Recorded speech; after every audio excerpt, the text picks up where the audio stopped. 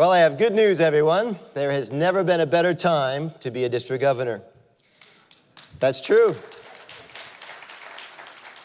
Even today, there's never been a better time to be in line to be district governor. We haven't had a chance to do anything wrong yet.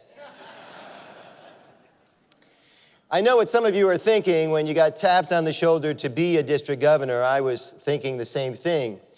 You thought, why should I be a district governor? You might think, why now? Some of you even thought, why me? But that noise you hear is the sound of opportunity knocking. During the next year, the world will experience an amazing confluence of technology and marketing strategies. And I want to tell you how you can take advantage of this new, exciting Rotary environment. During the hot summer of 2014, the technology was YouTube, and the marketing message was the now legendary Ice Bucket Challenge. How many of you remember? It raised an unbelievable amount of money and taught us that any service organization that was paying attention to successful fundraising, that the fundraising campaign need not be expensive or even exist as a long-term program. And the group that pulled it off has an amazing marketing challenge. The name of the organization, amyotrophic lateral sclerosis. Say it with me. Amyotrophic lateral sclerosis. Nobody can pronounce it, so we call it ALS, or Lou Gehrig's disease. But man, people could pronounce Ice Bucket Challenge. Even the name sounds fun. This 100-day challenge campaign raised an amazing $115 million for an organization that only brought in $23 million the year before. Charity Navigator reported that searches for the keyword ALS increased from an average of 500 words per month in July to an amazing 68,000 searches in August of that same summer. This happened at the same time Rotary was doing its thing. Another thing that's happened during our existence recently in Rotary is TED, T-E-D. The world-famous TED Talks began in 1984, and they've redefined the 18-minute speaker program that Rotary clubs have featured in weekly meetings forever. The format that we pioneered is now so popular with TED that hundreds of local TEDx talks take place in cities all over the world. TED stands for technology, there's that word again, education, and design. TED videos have received over 1 billion with a B views. The content is vetted and very well presented. TED speakers rarely wear suits and ties. Many wear wrinkled shirts and jeans. By contrast, Rotary hosts 35,000 club meetings per week, almost all of them featuring a guest speaker, usually dressed in his or her Sunday best. That's 35,000 speakers at 50 weeks a year. In other words, Rotary produces 1.75 million TED-like talks. How many views is that? Oh, by the way, 17 million talks, 17 million in the past 10 years. How many views is that for Rotary? Well, almost none. It turns out most of our talks are not recorded. And that's a good thing, because many of them are average.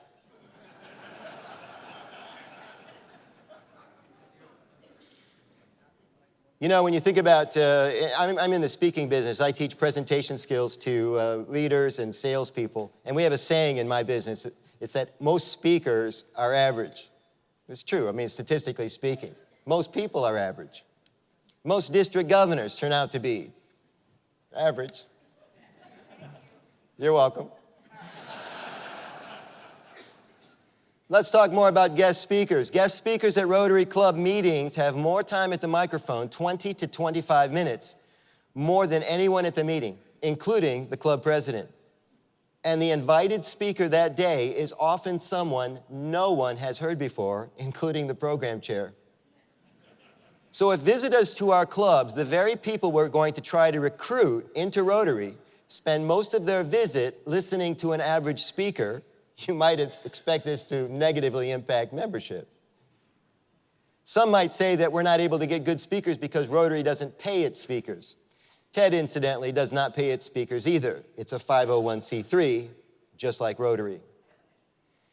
By the way, In November, I attended an event at the Chatham Rotary Club in Ontario, Canada. It was an annual banquet featuring a keynote speaker and a Canadian author. And this event was attended by more than 400 people, and a larger audience than found at most district conferences. And here's my favorite part. 80% of the audience members were non-Rotarians, prospective Rotarians, and the event was covered by local media. You see, this wasn't a Rotary event, it was a public event sponsored by Rotary. Bravo. When Paul Harris founded and developed Rotary, our organization was a reflection of its time. Back then, Rotary was steeped in protocol and pretense. Every meeting featured up to a dozen procedures. These procedures worked quite well for us for a while, but Rotary has been receiving signals from people like Mitty, actually, younger Rotarians.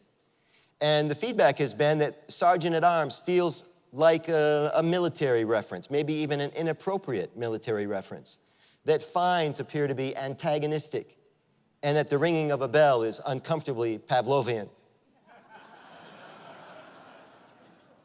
Some say that words like fellowship and plenary are antiquated. I'm so pleased that smart people like Ravi, John, Director Jennifer Jones, have decided to change the name of this session from plenary session to general session. Did any of you even notice?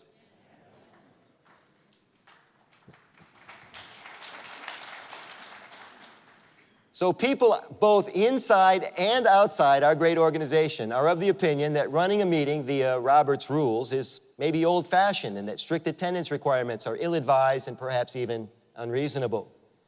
Even the act of singing, a fun form of expression eagerly anticipated by all Rotarians back in the day, seems a bit more like an uncomfortable procedure, according to many of our visitors. Now, Larry Potter has been doing a fantastic job with the singing. Would you agree? Not many of you know this, but Larry Potter's father was a Rotarian. Maybe you know him, Harry Potter.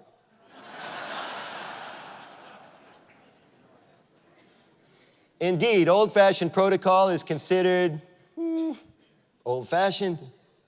You see, ladies and gentlemen, in many parts of the world, every day is now Casual Friday. So times have changed, and Rotary finds itself choosing between venerable traditions and relevancy. 30-somethings and 40-somethings, quite necessary to the survival of our organization, are not attracted to superfluous protocol and pretense. The great poet Maya Angelou writes, "When someone shows you who they are, believe them the first time." Young people are telling us what they want. And if Rotary fails to adjust to that reality, we may just develop a nearly unchangeable reputation for tradition unimpeded by progress. As district governors, we're in a unique position to be quite influential during the next year, using what we call in the speaking business the power of the microphone. More people will be listening to us, paying attention to us in the new year.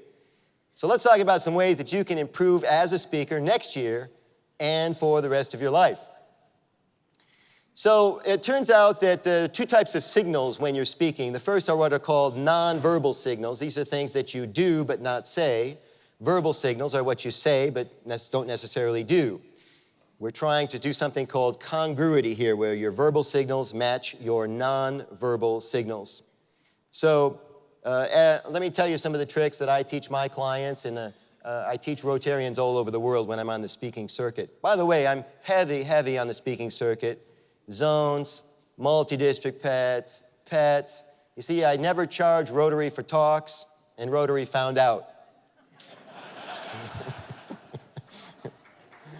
Well, congratulations, you're about to be on the speaking circuit too. If your Rotary district has 50 clubs, you'll deliver 50 presentations next year, 50 more than you did this year, and you'll probably speak at least 24 district activities. Factor in a Skype call per week, and that means each of us will probably be doing about 100 presentations more next year in our district governor year. I'm going to help you be a better speaker right now, next year, and for the rest of your life. Are you interested? Okay, here we go.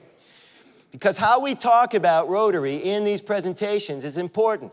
A DG's ability to educate, motivate, and even inspire Rotarians is critical to how we retain our best traditions while we change to reflect the times. So here are some of my best tips. Let's talk about speaking to groups. And before I begin, I want to tell you that these tips that I'm going to share with you are very, very powerful. You'll become much more influential than you already are, I promise. So I need you to take the Angelo Caruso pledge. Would you all please raise your right hand and repeat after me? I, your name,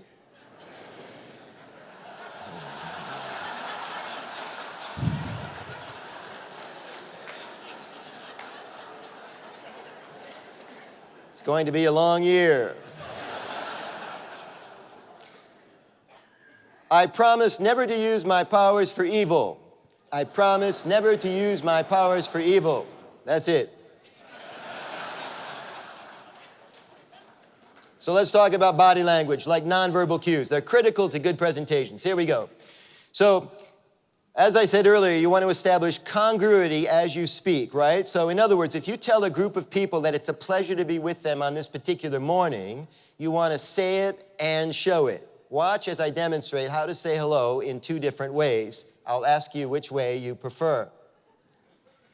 Good morning, everyone. It's a real pleasure to be with you this morning. Good morning, everyone. It's a real pleasure to be with you today. Which one do you like better? Two. All right. So it turns out now, by the way, we have some volunteers. Would you all come up? I tried to get 7 volunteers. Come on up right here on the stairs, if you would. Be careful, watch your step. 7 volunteers to teach you a little bit about the basic body language positions. I hope we have 7. Let's see how we're doing. Hello, hello. Would you just probably start right here, Sigalinda? That would be great. And just line up on the tape. That would be great.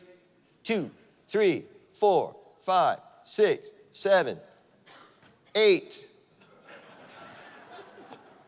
The same people that will be calculating DDF next year.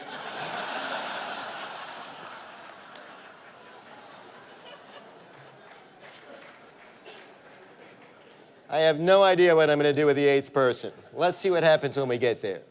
Okay, here we go. It turns out that there are 7 basic body language positions. I'm going to position you in a different position. Let's see, we'll have you go like this. Put your hands in your pockets, Haresh. That would be great. Sir, would you stand like this, please? That would be great. How about like this? That would be fine. Let's see. Would you please stand, sir, like this? That would be great. You could just stand with your hands at your bottom of your wrists. Very good. Let's see. 2, 4, 6. And let's do, how about would you, let's see. I'm going to hold you 2 in reserve. Okay, here we go. So it turns out, Haresh, would you please step forward, that gentlemen have a default position. Just Haresh is all I want. Step forward. Gentlemen, back. That's great. Haresh, come up with me here, sir. It turns out men have a default position, ladies and gentlemen. It often looks like this, the hands in the pockets. All of these body language positions, they have a name. This one's called pocket pool. It's usually accompanied by motion and sound. Do it with me, Haresh. Now, what do you think if your speaker is doing this for the entire speech?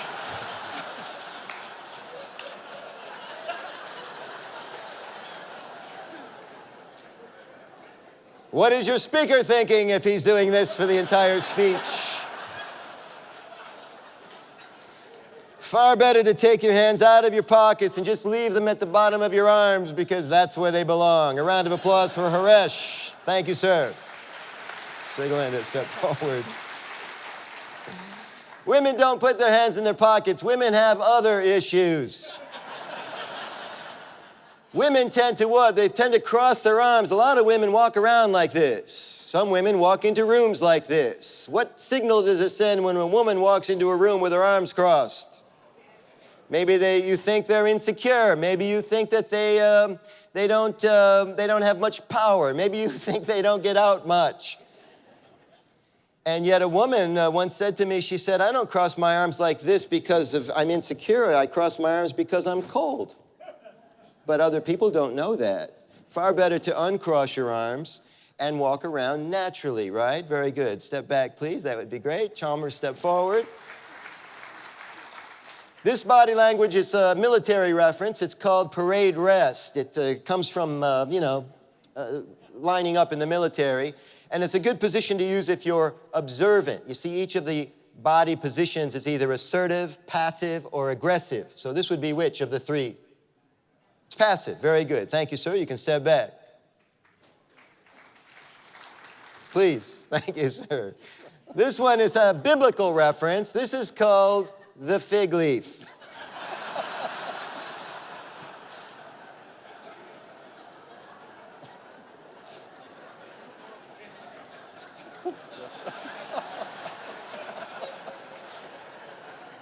If you use this often enough during your Rotary District Governor's speeches, people will think you might be covering something up. Thank you, sir. Thank you. You can just put your, oh yeah, you're good, man. All right, this is a very cool position. We want our delegates, we want our Rotarians to know that we listen to them. And so this is the thinker pose. It's assertive and engaging. And some of you might think, well, it's a trick. You know, you're tricking people. Not at all, because if you're really interested in them, this is totally appropriate. Let's practice it together. Everybody, hands at your sides. When I say go, I want you to move one of your hands to the lower part of your face, and I want you to say softly, that's interesting. Ready? Go. That's interesting. Stroke the beard, ladies. Very good, sir. Thank you. So this is just the natural pose. You're probably wondering by now, what should I be doing with my hands? Well, just keeping them at your sides, just nice and loose, nice and natural, is just totally appropriate. I would normally ask if this looks natural to you. Probably not with the red pants.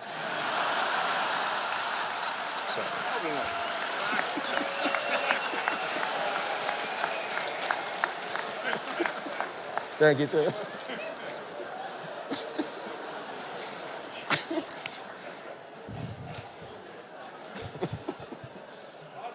It's funny how things turn out sometimes, you know. Okay, thank you, sir. Step forward. Oh, we don't have anything for you two. How about stepping forward? So we'll let you practice. This is Tony and Denise. So we know the natural poses tend to be the thinker pose, which is the hand to the chin, perhaps, or natural pose like this. We can also, if you're speaking, it's good to do like a little half break with your arm, a little natural swing like this. Why don't you try this one with me, you guys? Right here like this. Not. All right, we're not throwing dice. Just nice and easy. So this is called the sun coming up. If you say, good morning, everyone, let's try it all together. Good morning, everyone, right? You can do it with half of your, one arm. This is half of the sun coming up. Good morning, everyone. And so that's what I'm saying. Can we do this with me? Very good, very good. How about a round of applause for my volunteers? Nice job, thank you, thank you.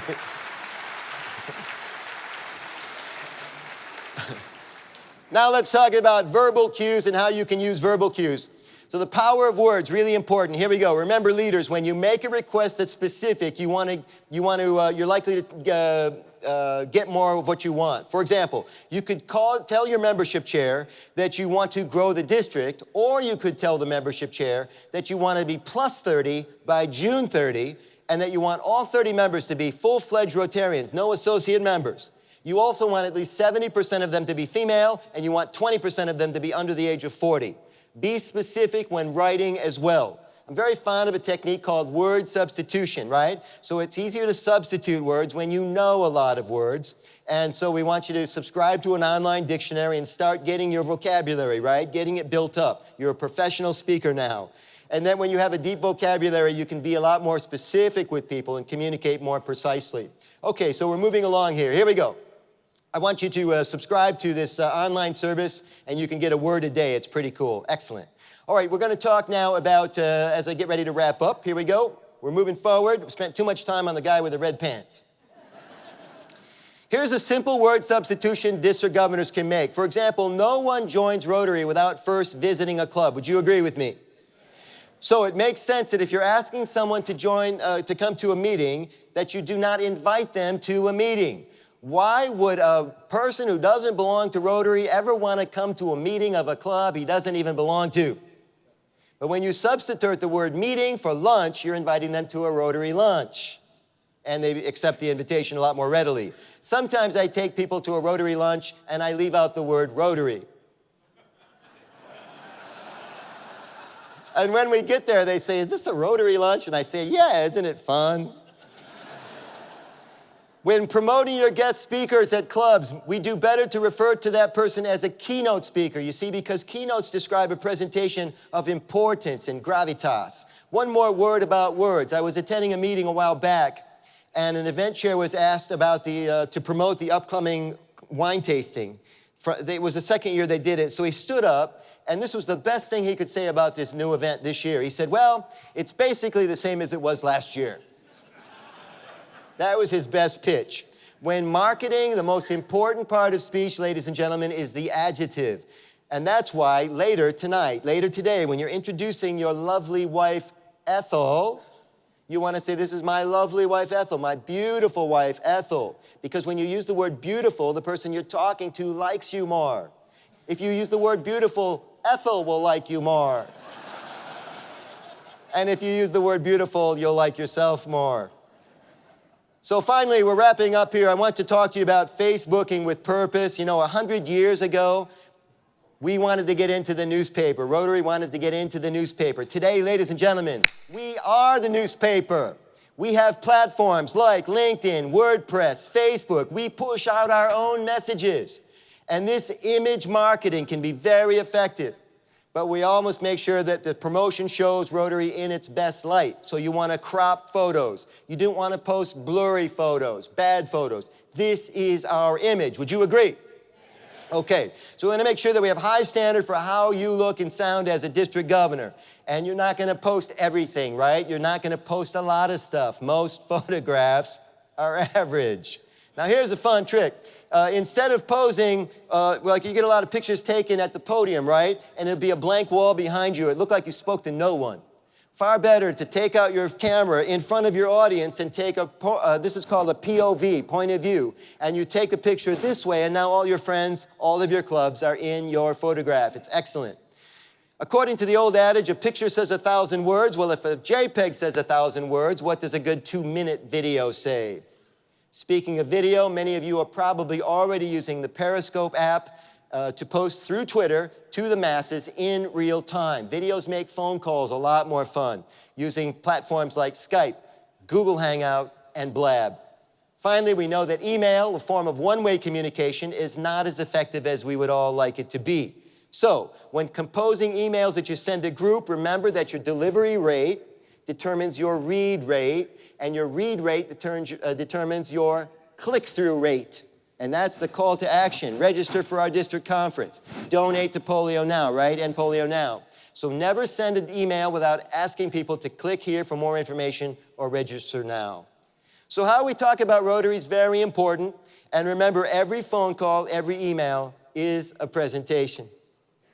Remember, when we change how we talk about Rotary as district governors, others will change how they talk about Rotary. Do we agree?